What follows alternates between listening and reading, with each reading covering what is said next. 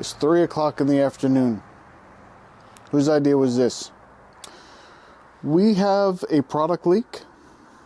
I'm excited. I've been asking for one of these. We finally got one. And we're going to talk about it and how it could possibly be a huge disappointment for everyone, including me. Illustrations by Pete. So here's what happened. I was just writing to Legion Paper, and I said, I love your Stonehenge Aqua, your hot press, your cold press, the black paper, the heavyweight paper. I use all of these. All of them. I love their paper. And I said, are you going to make a gray toned paper? Watercolor paper. A good one. Professional one. They're not. But they said, hey, look, here's what we're going to do instead. We're planning before December to release a series of sketchbooks. Legion Paper is going to release sketchbooks. That's exciting. If they would just do the hot press and the cold press of the Stonehenge Aqua, that would be amazing. But I think they're going to go further. I think they're going to do more than that, do some of their craft papers, some of their other papers. They have so many. But their watercolor paper is amazing, and if they put that into sketchbooks, Etcher will have a run for their money. It's great paper. I don't think they'll have a problem with anything. It's a great paper. Here's what I'm worried about. Whenever companies decide to do something new, they think they have to change something. Let me give you an example. Etcher sketchbook. The paper is amazing. Instead of using that paper to make their watercolor blocks, they went with a 50% cotton paper. They changed the paper. The paper that you love when you buy their stuff, that's not the paper you're getting in their watercolor blocks. In watercolor blocks, you're more likely to tear a page out, send it to a friend, maybe to a relative, maybe sell it, because you're going to tear it out. You're not leaving it in the block. And they decided to make it 50% cotton, worse than what's in the sketchbook that you're not going to take out and try and sell to someone. So if I was going to use Etcher paper, I'd probably buy a sketchbook, then cut the paper out and use that, because I love their paper. But Stonehenge, their paper is amazing too. If they will put that same paper from their blocks into the sketchbooks, great sketchbooks. But I have a feeling when companies do stuff, they get weird, and they start, if they make a 50% or they're just a cellulose paper into a sketchbook, I'm not going to enjoy that. That's going to ruin the whole experience for me. I probably won't buy one. But if you want to buy one, it'll be listed below in my affiliate links. I want them to make great sketchbooks. They may put other paper, Yupo paper and all this other stuff into sketchbooks. I would love if they took their whole line and made them sketchbooks. They would be the best sketchbooks on the market, hands down. There would be nothing else to compete with them, especially if they make this heavyweight sketchbook. No one makes a heavyweight sketchbook. I would love to see that. I'd be very interested. Let me know what you think in the comments below. Also, today, I do believe I have an Illustrations by Pete t-shirt, and you can, no, I just ruined it. You can find that in the links below. Oh, it looks like you're going to click the link to buy the, you're unsubscribing. Okay. You can do that too. So today, I'm going to go into the Legion section of the sketchbook, and I'm going to do something. This exercise is pretty interesting. It's very easy to do. You can't mess it up. You don't need to use masking fluid or tape or anything like that. I use masking fluid in this one, and it doesn't even matter if you use great paper. Now, the Stonehenge hot press watercolor paper does not like this masking fluid, so it tears a little bit, but that's okay. That's actually what I want. I want to be a little rough with it and tear it a little bit, because the marks that the paper makes are going to help me create a better drawing, and I'm going to show you how to do that. You cannot mess this up. This is the easiest way to do this. Matter of fact, I did another video. I'll put a link, one of these spots here, and down below as well. I'll put a link to that video, and it says, if you can't draw, do this, because it's that easy. Everyone can do it. It'll always look this way. So if you don't like the way it looks, then don't do it. But if you like the way it looks, you think it looks interesting, you can put as little or as much detail as you want into it. Make it look nice, make it look pretty, make it look ugly, but you do what you want. It's your thing. You do whatever you want. It's very easy to do. I'll show you how to do it. But in the future, when I show you how to do some things like this, I'm going to do it inside of a Legion sketchbook. They wanted to do this before December. They were going to release it.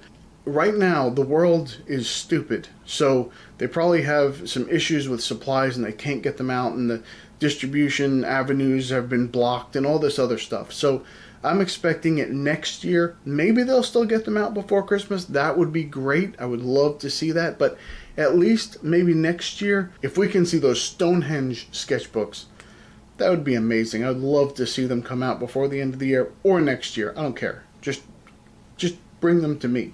All right, let's do it. So these are fun. I haven't done one of these in a while, and again, I'm going to use the masking fluid to start, and this paper does not take this masking fluid very well, but that's okay. When you do these kind of projects, you do this kind of thing, you don't have to worry about if it tears the paper a little bit or if it maybe sticks a little bit and you got to just kind of scrub out a little bit. You might ruin the surface of the paper.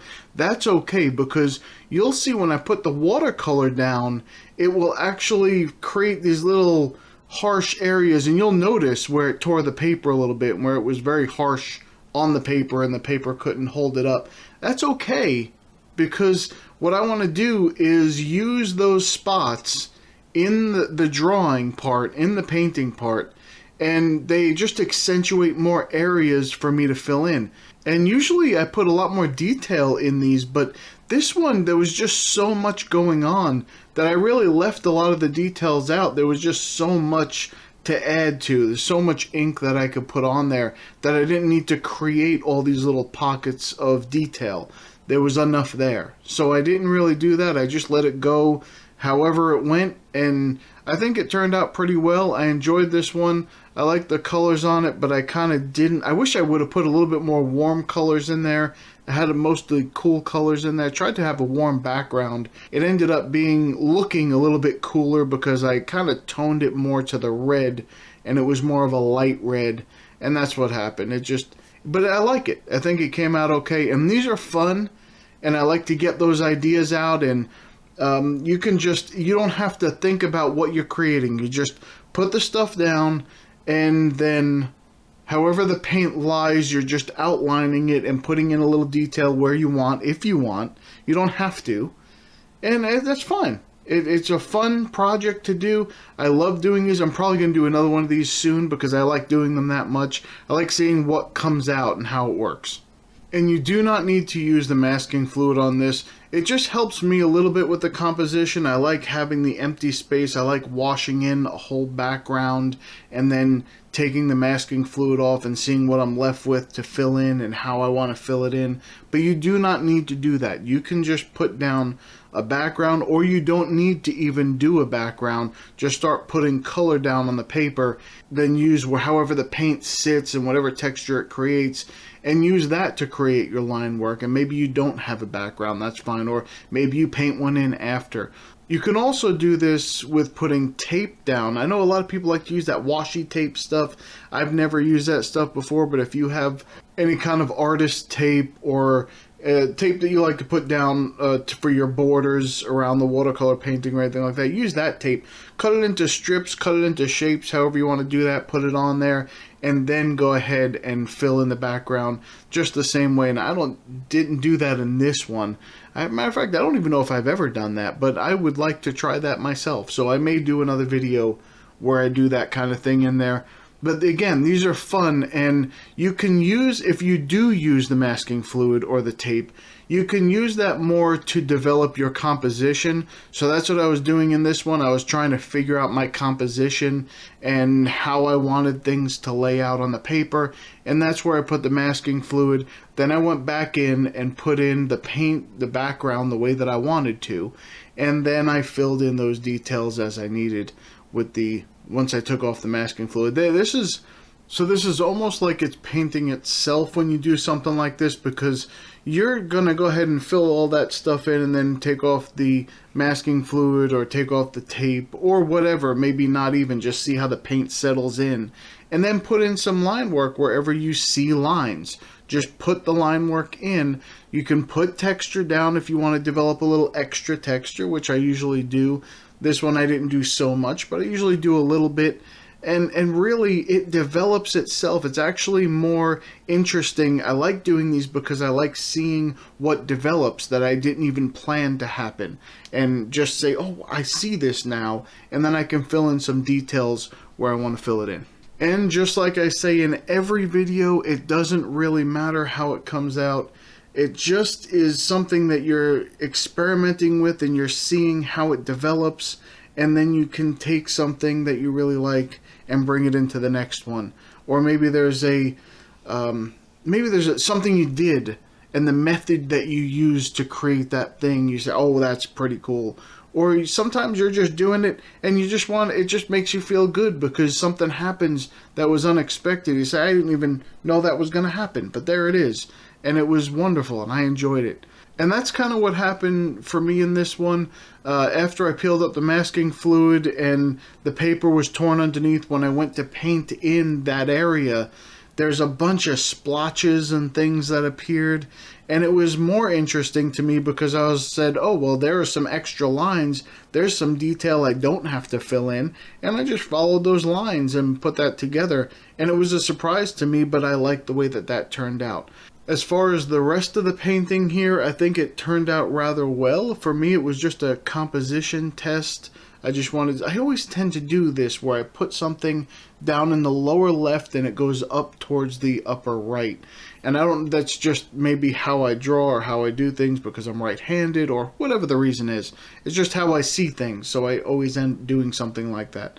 But it's just interesting for me to develop the composition and kind of move things in a different direction sometimes, but this one ended up just that way anyway. So have you ever seen an artist yell at a customer or someone who buys their donkey dung art and they just, like, the art fades because they had it up on the wall and it was near a window and the light was directly on it for however long, a year or so, and it fades a little bit or it changes a little bit, and then the person asks them, hey, this thing's starting to fade a little bit, you know, what's going on? And then the artist berates the customer, the person who's investing in them, and they start yelling at them, say, well, you should never do this, you should know how to care for the art that you're buying and all this other stuff. Well, I just have a little suggestion here. Maybe you can tell that person when they buy that, maybe include a little card, just a little note card with the art, put it in the bag there that says how to care for the art. You know, don't put it in direct sunlight, obviously. But some people don't know that. I wouldn't have known that if I wasn't an artist. I'd probably grab something, put the picture up proudly, like I'm proud to display it and say, hey, this is the person who I like their art and I bought something from them. I put it up on the wall and now it's fading because I did the same thing that everybody else does. You don't know if you don't know. You got to tell people. You have to explain it to them. Just say, hey, look, thank you so much for buying this, and I'm not going to yell at you because that would be stupid of me to insult someone who's investing in me, who's helping me eat. That would be dumb. So I'm not going to do that. And so I'm going to help them. I'm going to tell them, hey, look, put this over here, maybe not in direct sunlight, so that it lasts for you a little while. And you know, it'll be nice for a while. And you don't have to worry about you throwing away money because you bought something that started to fade. Now, I know people think that, well, if you use light-fast materials, then that'll never happen. That's garbage. Light-fast means museum quality. You're not in a museum, you're in your house. So there's light coming into your house all day, every day, if you have windows in your house. Maybe you don't. Since I bought that new camera, my cardboard box is starting to poke some holes. I put some duct tape on it, so I don't have a window, but sometimes if I move the box next to the dumpster just right, I can live in that box and I don't have to worry about that. But anyway, if I put that stuff up on my wall, the sunlight's going to hit it and it's going to be okay. It'll be okay for a little while, but then it'll eventually start to fade because the sunlight's hitting it. I wouldn't have known that. Just help people. Tell them to put it away. It'll still eventually fade. It doesn't matter if it's light fast material. Eventually, it will fade because you have light coming in your house. It's not in a museum. It's not under special lights and under special casing and in special glass. Well, at least most people don't do that. If you do that for your customer, that's different. Maybe UV protective glass or something like that. But even that, it only goes so far. They put it in direct sunlight, something's still going to go wrong. So just help them, please. Don't yell at them. Just help them. Okay, the other thing I want to mention today is, and this has just blown my mind recently, and I've really started paying attention and thinking about it. But do you ever notice that the YouTube suggestion page is more screwed up than a chicken sitting on a turtle egg? This is not your baby. And I think that's because the algorithm says that, hey, I know you were just watching a video on watercolor painting, but someone else who is watching a video on watercolor painting has also been watching a video on how to fix your trailer hitch with a butter knife. Would you like to watch that now? I'll show you how to fix your kneecaps after I kick them. This is not how things need to be done. They need to figure this out a little better, and maybe they used to group subjects together. Hey, if you're watching watercolor paintings, then here's some more watercolor paintings. That would make sense. Or maybe specific things. You're watching a watercolor tutorial versus watching a watercolor speed painting or something, and then suggest that thing and put that in your... But no, they don't do that anymore. It seems like they've decided that groups of people all do the exact same thing. So if you're someone who likes to watch this watercolor painting, then you're also someone who likes to fix your trailer hitch with a butter knife. No, the people have different interests, and they should really pay attention to that. And I do appreciate that they focus more on the viewer, and that they're trying to get things in front of viewers that viewers want to see. I appreciate that. I know that they're doing that because it makes sense monetarily as well for them. But also, I appreciate that because they're not just trying to say, hey, look at this big YouTuber, when I don't ever watch those types of videos. I appreciate that they take the time to say, hey, look, this person is watching watercolor videos, and just like someone else was watching a watercolor video, but now let's show them that butter knife thing. It's still very confusing. Most of the stuff that gets suggested on my suggestion page is stuff I pass over. I don't really watch that stuff. Or then this is the worst thing. Everything that shows up is something I've already seen. It shows you the little red bar on the bottom that you've already watched that. They're not hiding that. So you're just putting it back in front of my face. Like, oh, you've seen this once. You want to see it again? And it's probably something you've already seen 10 times. That's irritating. I'd like to see something new. You hear all this talk. There's however many millions of videos or billions of videos going up every day. Whatever the case is. I'm sure some of those are something that I'd be interested in. Why don't you show me that? Instead of trying to guess based on what someone else has watched because they watched the same thing I've watched. Or give me something that I've already seen. There's new stuff out there. Give me something new. Most of the time, I just go to my subscription page, the people that I subscribe to, and I watch those videos. And that's just about it, because once in a while I get down a rabbit hole, and I start, if I have some extra time, I'll just, oh, that one looks good. Oh, look, that one looks good. And pretty soon, I am watching someone fix a trailer hitch with a butter knife. Don't tell them that. They don't really want to see any more of that. I've already wasted like 4 hours on that, and that's not, I don't want to do that anymore. That's not fun, and I'm wasting too much time. So I hope you got something out of this video. I hope you enjoyed it. I hope you try this. It is fun to do.